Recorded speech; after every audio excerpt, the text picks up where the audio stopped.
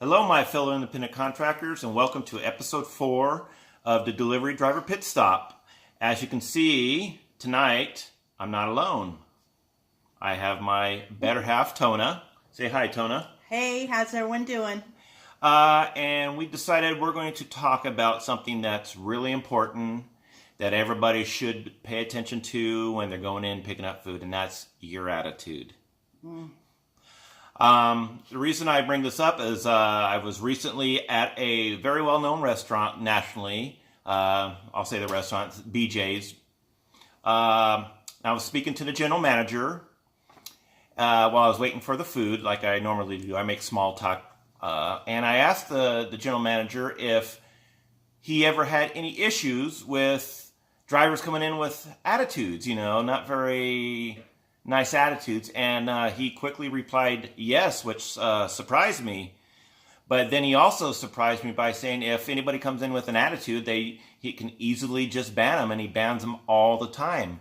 And that really took me for a loop. So basically, you go in with an attitude to this restaurant, regardless of the reason, and you give him an attitude or you don't act professional, which you should be, you're going to get banned. All he does is make a call, tells the specific service that he doesn't like to drive because of this reason, and you will never pick up from that restaurant again. And that could be costly, especially if you're picking up from these chains that are very pricey, like P.F. Chang's, BJ's, Roadhouse, you name it. So what better source of information to have than go to the direct source, myself, and that would be my wife, Tona. Tona, go ahead and explain. Would you like to talk about your background a little? Let everybody know. Yeah, so my name is Tona. I've been with the hospitality business probably for the last 25 years. I've been with this particular company for probably the last 13 years. I'm in the hospitality business, help running restaurant operations, that sort of thing, and helping out the guests. So I think I'm pretty familiar with how to treat folks and make sure everybody leaves happy one way or another. So I'm going to pick her brain because, like I said, she said, she helps run a restaurant. She deals with delivery drivers all the time, from Grubhub, Uber Eats, DoorDash, Postmates, you name it. They've come in there. Obviously, we're not going to say the restaurant for obvious reasons. But I can assure you, she is the real deal, and she is one of the top performing restaurants in all the United States. Okay, whatever. Okay, so I wrote down questions to ask her because I'm old and I'm very forgetful. So here we go. Tona, how often do you get delivery drivers, not just with Grubhub, just delivery drivers in general that come in with bad attitudes? I'll say probably out of every 10 drivers, maybe, 2 or 3, maybe 1 or 2 tend to come in kind of grumpy, little unfriendly, that kind of thing. So it happens. So, could you tell, have they given you any indication of why they came in and they're showing an attitude or have an attitude or grumpy? Did they give you any indication at all? Well, I mean, it could be we could be the very reason. Won't have the order ready. They're having to wait a little bit longer. Maybe they're double checking items. Maybe we missed something. Especially Friday and Saturday night, right? If you're really busy. Oh, yeah, absolutely. Real busy. But, overall, that's not an excuse, but I can see that being a reason why that would make them frustrated and not happy. And sometimes, too, it could be something way beyond my control. Maybe something personal, maybe something previously that just happened, or whatever the case may be. And let me be the devil's advocate. Let's say it is something personal. You need to leave that in the car, at the house, because once you start working, you're working to get paid and act professional. So, behave yourself. Which basically. Is true, but people are people, so that's true. What we're at.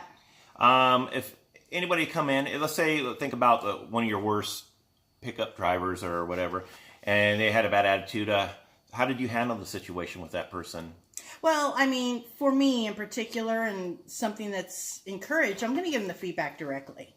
It could be, it depends on what's kind of going on, how bad the attitude is, that kind of thing. I may offer them something to drink, maybe to help them relax a little bit, or just kind of frankly be direct and say, hey, what's wrong? You seem frustrated, seem mad. We're doing the best we can. I apologize. We'll own all that and that particular thing. But overall, people don't just wake up with a bad attitude and wake up frustrated and mean automatically. So my position, I'm going to immediately own that and see how I can help them out to change that attitude. I wish all the people I picked up from in the restaurant business was like her. Did it work? Yeah, 9 times out of 10, sure, it does work. But if I'm getting the same driver, then I'm going to kind of reach out for some extra help, that sort of thing. Perhaps call Grubhub and kind of give them the feedback. Or not just Grubhub, Uber Eats. Anybody, whatever, everybody's got an 800 phone number, right? Who's not happy with guest service. We can all tattle on one another one way or another. So it's a little bit. Have you had to call before? Sure, I've had to call before and kind of just share with somebody. Again, if it's happening more than once, if I've already tried to talk to them and try to give them the feedback, that's kind of a last resort thing. I'm not here to get anybody in trouble. I'm not here to have anybody lose their job. Just frankly, just kind of, we're all working hard. We're all under a time to restraints and stress and all that. So we got to help one another out. So if it means giving out that feedback to make them better, absolutely. I am curious personally, the one you did call on, one in particular, did you ever see that person again? No. And I don't know how that all works. I don't know the details of any of how that all goes. But yeah, no, it did not happen. And it wouldn't have been a problem for me to see them again. Again, I'm in the people business. I work with all kinds of folks. So to me, that would have not been a big deal. But no, I have not seen that person. Any advice to delivery drivers, Uber Eats drivers, Caviar, Seamless, Postmates, DoorDash, Uber Eats, Grubhub, you name it? Any advice to people come in and pick up food from you guys? Well, I think overall, you got to love what you do. Whether it's delivering, food, whether it's running, a business or raising chickens or whatever needs to happen, definitely you have to enjoy and love what you do. If you don't, then you got to move on to something else. But always remember, I chose what I want to do. I'm sure Grubhub drivers choose what they want to do. It's a choice, and there's plenty of other opportunities out there and what have you. But always, we have a lot to be thankful for, and definitely you got to love what you do. That's the bottom line. If you're hating life while working, you're probably hating life in your personal life as well. I hate to go there, but but definitely it's a choice, and it's better to be positive and help people out. I wanted to ask you one question. It wasn't on my list, but because of all the issues you've had with delivery drivers for your particular chain of restaurants, you've actually, I'm going to use a Grubhub term, your restaurant has actually paused nationally delivery. I'm not going to say which service, but the service, you guys actually paused them from picking up from you because food wasn't being picked up, or the driver was not very nice, or had a lot of complaints and a lot of feedback. Is that not right? Or it is. It's right. It's been paused. Things have been refocusing, re-looking at things, that sort of thing. But what did surround with just the drivers and attitudes and things, but software issues, app issues, things like that, where the poor driver would come in, I'm here to pick up an order. We didn't get it on our end. We felt horrible. So there I am calling the phone number. I got this poor driver here. And then all of a sudden it'd pop up, and then we realized we only got like 10 minutes to make it, which we did our best to make it happen. So issues like that, it's hard on everybody. So definitely, yes. And you've lost a lot of money at your own restaurant with these huge orders that no one come pick up. These, well, it's happened. Like $150 orders that you've had to throw away because no one came and picked it up. They're catered orders. Well, it's happened because I'm in a market where not a whole lot of folks right now are ordering out and getting food delivered to them. So what's that mean? It means less drivers out and about. And so we'll cook up the food and there's no one there to deliver it. The guest is calling, hey, where's my food? I'm sorry, we don't have a driver here.